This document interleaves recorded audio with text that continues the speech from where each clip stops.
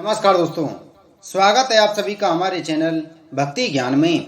दोस्तों, आज मैं आपको शनिवार की व्रत कथा सुना रहा हूँ। एक समय सूर्य, चंद्रमा, मंगल, बुध, बृहस्पति, शुक्र, शनि, राहु और केतु इन ग्रहों में आपस में झगड़ा हो गया कि हम सब में सबसे बड़ा कौन है। सब अपने आप को बड़ा कहते थे। जब आपस में कोई निश्चय न हो सका तो सब के सब आपस में झगड़ते हुए इंद्र के पास गए और कहने लगे कि आप सब देवताओं के राजा हो, इसलिए आप हमारा न्याय करके बतलाओ कि हम नवों ग्रहों में सबसे बड़ा कौन है। राजा इंद्र इनका प्रश्न सुनकर घबरा गए और कहने लगे कि मुझ में यह सामर्थ्य नहीं है जो किसी को बड़ा या छोटा बतलाऊं। मैं अपने मुख से कुछ नहीं कह सकता हूँ। हाँ, एक उपाय हो सकता है।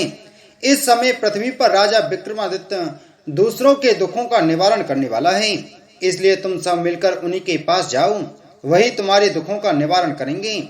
ऐसा वचन सुनकर सभी ग्रह देवता चलकर भूलोक में राजा विक्रमादित्य की सभा में जाकर उपस्थित हुए और अपना प्रश्न राजा के सामने रखा।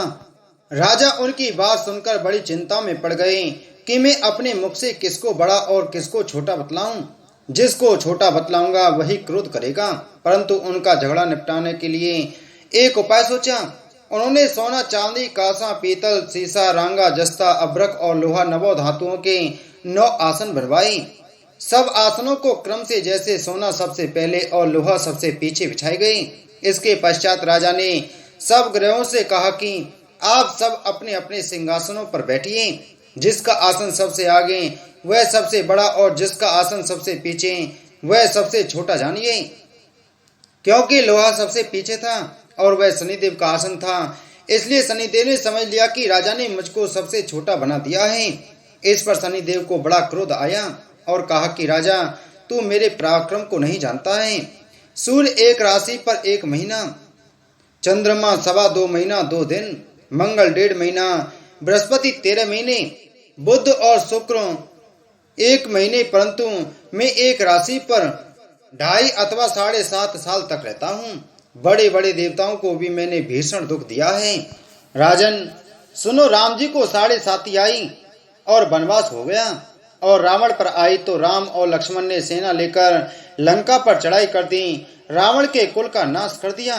हे राजा, अब तुम सावधान रहना। राजा कहने लगा, जो कुछ भाग्य में होगा देखा जाएगा।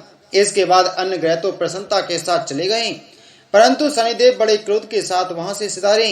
कुछ काल व्यतीत हो जाने पर जब राजा को 7.5 की दशा आई तो शनिदेव घोड़ों के सौदागर बनकर अनेक सुंदर घोड़ों के सहित राजा की राजधानी में आए।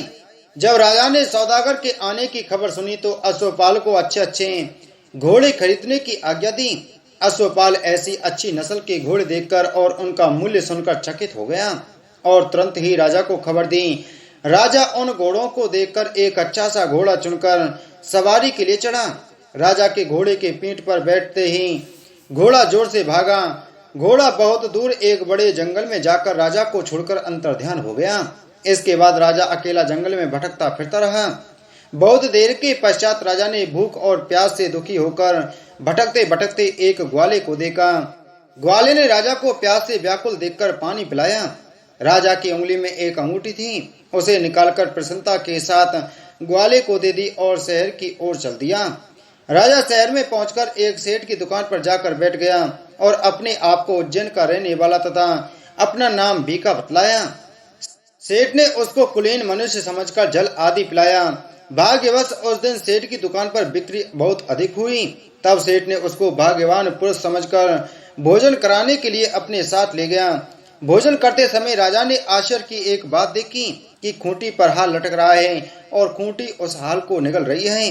भोजन के पश्चात कमरे में आने पर जब सेठ ने कमरे में हार नहीं देखा तो सबने यही निश्चय किया कि सिवाय बीका के और कोई इस कमरे में नहीं आया, अतः अवश्य ही हार को उसी ने चोरी किया है। परंतु बीका ने हार लेने से मना कर दिया। इस पर 5-7 आदमी इकट्ठे होकर उसको फौजदार के पास लाए। फौजदार ने उसको राजा के सामने उपस्थित कर दिया और कहा कि ये आदमी तो भला प्रतीत होता है, चोर मालूम नहीं होता, परंतु सेठ का कहना है कि इसके सिवाय और कोई घर में आया ही नहीं, अवश्य ही इसी ने चोरी की है। तब राजा ने आज्ञा दी कि इसके हाथ पैर काटकर चौरंगिया किया जाए। राजा की आज्ञा का तुरंत पालन कर दिया गया और बीका के हाथ पैर काट दिए गए। इस प्रकार कुछ काल व्यतीत होने पर एक तेली उसको अपने घर ले गया और कोलू पर उसको बिठा दिया। बीका उस पर बैठा हुआ जुबान से बैल हाँकता रहा। शनि की दशा समाप्त हो गई और एक रात को वर्षा ऋतु के समय वह मल्हार राग गाने लगा।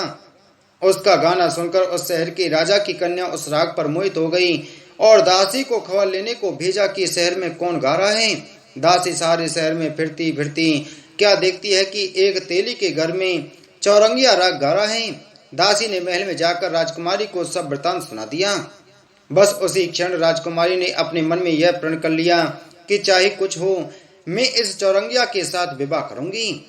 प्रातः काल होते ही जब दासी ने राजकुमारी को जगाना चाहा तो राजकुमारी अनशन व्रत लेकर पड़ी रही। तब दासी ने रानी के पास जाकर राजकुमारी के न उठने का वृतांत कहा। रानी ने तुरंत ही वहां पर आकर राजकुमारी को जगाया और उसके दुख का कारण पूछा।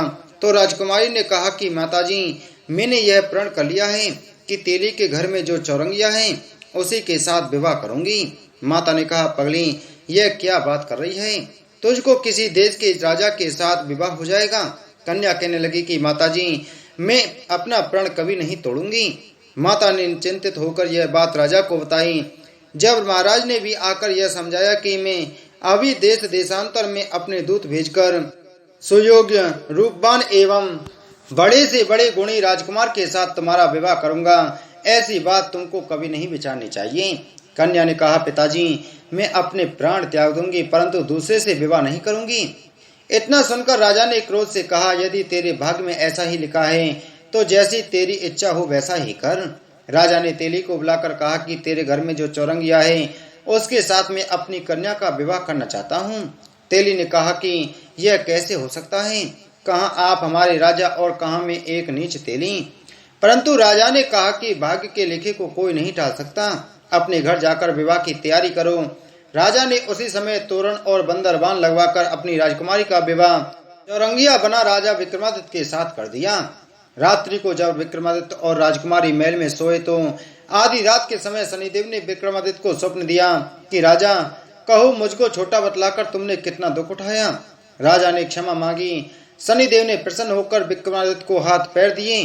तब राजा ने कहा, महाराज, मेरी प्रार्थना स्वीकार करें कि जैसा दुख आपने मुझे सौंप दिया है वैसा और किसी को ना दें।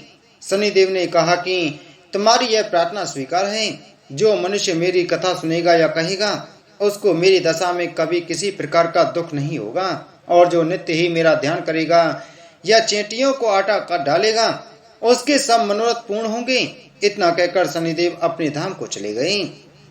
राजकुमारी की आंख खुली और उसने राजा के हाथ पांव सही सलामत देखे तो आश्चर्य को प्राप्त हुई। उसको देखकर राजा ने अपना समस्त हाल कह सुनाया कि मैं उज्जैन का राजा विक्रमादित्य हूँ। यह बात सुनकर राजकुमारी अत्यंत प्रसन्न हुई। प्रातः काल राजकुमारी से उसकी सखियों ने पूछा तो उसने अपने पति का समस्त वृतांत कह सुनाया। तब सबने प्रसन्नता प्रकट की और कहा कि ईश्वर ने आपकी मनोकामना पूर्ण कर दी। जब उस सेठ ने यह बात सुनी तो वह विक्रमादित्य के पास आया और राजा विक्रमादित्य के पैरों पर गिरकर क्षमा मांगने लगा कि आप पर मैंने चोरी का झूठा दोष लगाया, अतः आप मुझको जो चाहे दंड दें। राजा ने कहा, मुझ पर शनिदेव का कोप था, इसी कारण यह सब दुख मुझको प्राप्त हुआ। इसमें तुम्हारा कोई दोष नहीं। तुम अपने घर जाकर अपना कार्य करो। सेठ बोला कि मुझे तभी शांति होगी जब आप मेरे घर चलकर प्रीति पूर्वक भोजन करोगी। राजा ने कहा कि जैसी आपकी मर्जी हो वैसा ही करें। सेठ ने अपने घर जाकर अनेक प्रकार के सुंदर भोजन बनवाए और राजा विक्रमादित्य को प्रीति भोज दिया। जिस समय विक्रमादित्य भोजन कर रहे थे तब एक अत्यंत आश्चर्यजनक बात सबको दिखाई दी। जो खूंटी पहले हार निकल गई थी वह अब हार उगल रही है। जब भोजन समाप्त हो गया तो सेठ ने हाथ जोड़कर बहुत सी मोहरें राजा को भेंट की और कहा कि मेरे श्री कंबर नामक एक कन्या है, उसका प्राणी ग्रहण आप करें। इसके बाद सेठ ने अपनी कन्या का विवाह राजा के साथ कर दिया और बहुत सा दान दहेज आदि दिया। इस प्रकार कुछ दिनों तक वहां निवास करने के पश्चात विक्रमादित्य ने शहर के राजा से कहा कि अब मेरी उज्जैन जाने की इच्छा है। फिर कुछ दिन के बाद विदा लेकर राजकुमारी मनभावनी सेठ की कन्या श्री कंवरी तथा दोनों जगह के दहेज में प्राप्त अनेक दास दासी रथ और पालकियां सहित विक्रमादित्य उज्जैन की तरफ चली। जब शहर के निकट पहुंचे और प्रवासियों ने राजा के आने का संवाद सुना तो समस्त उज्जैन की प्रजा आगमन के लिए आई। तब बड़ी प्रसन्नता से राजा अपने महल में पधारे। सारे शहर में बड़ा भारी महोत्सव मनाया गया और रात्रि को दीपमाला की गई। दूसरे दिन राजा ने शहर में यह सूचना कराई कि शनिश्चर देवता सब ग्रहों में सर्वोपरि हैं। मैंने उनको छोटा बतलाया, इससे मुझको यह दुख प्राप्त हुआ। इस कारण सारे शहर में सदा शनिश्चर की पूजा और कथा होने लगी। राजा और प्रजा अनेक प्रकार के सुख भोगती रही।